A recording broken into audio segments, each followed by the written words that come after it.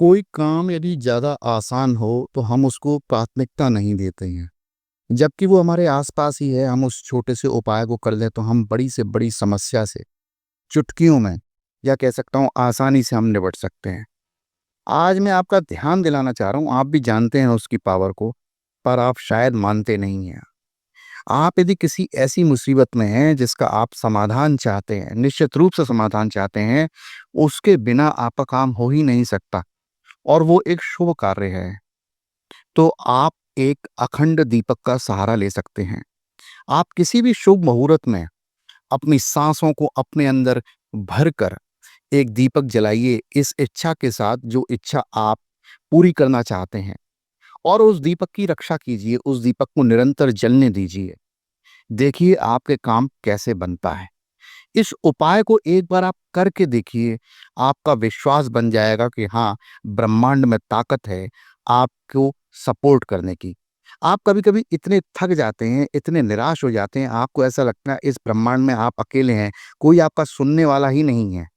इस प्रयोग को यदि आप एक बार कर लें, तो आपको ये विश्वास हो जाएगा कि हाँ, आपकी कोई बात सुन रहा है, कोई आपको सपोर्ट कर रहा है।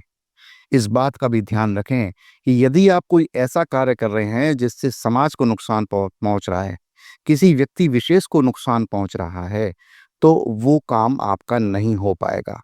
क्योंकि वहां पर फिर उल्टी नकारात्मक शक्तियों की आवश्यकता पड़ती है, वहां सकारात्मक शक्तियों की आवश्यकता नहीं है। इस अखंड दीपक का आप उपयोग कर सकते हैं व्यवस्थाओं को बनाने के लिए, शत्रुओं को शांत करने के लिए। अब शत्रु कौन है? हम कभी-कभी सोच लेते हैं कि हमने किसी से पैसे उधार ले रखे हैं और वो हमसे तगादा करने आ रहा है तो वो शत्रु है।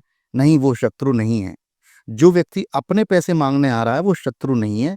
आपको उसके लिए प्रार्थना ये करनी है कि आपका धन आगमन का रास्ता इतना प्रबल हो जाए, आपको जितने पैसे देने हैं उससे 4 गुने पैसे आपके पास आ जाएँ और जो आपसे तगादा करने आ रहा है, आप उसको पैसे देने की स्थिति में आ जाएँ। ये सही आपकी मनोकामना है। पर कभी-कभी हम इतने नाराज़ हो जाते हैं, हम सीधी बात कहने की बजाय उल्टी बात कहने लग जाते हैं और हम सोचते हैं जो हमसे तगादा करने आ रहा है वो हमारा शत्रु है, जबकि वो हमारा शत्रु नहीं है। भई उसने तो हमको पैसे दिए हैं, वो ब्याज सहित पैसे माँग रहा है, तो उसमें गलत क्या है? उसने तो पैसे दिए हैं ना आपको, पैसे आपको उसे चुकाने ही हैं। तो ऐसी परिस्थिति में आपको प्रार्थना करनी है कि आपके धन आगमन के रास्ते खुलें, धन आपके पास 4 गुना, 8 गुना, 10 गुना आए और आप उसको प्रसन्नतापूर्वक धन दे पाएँ।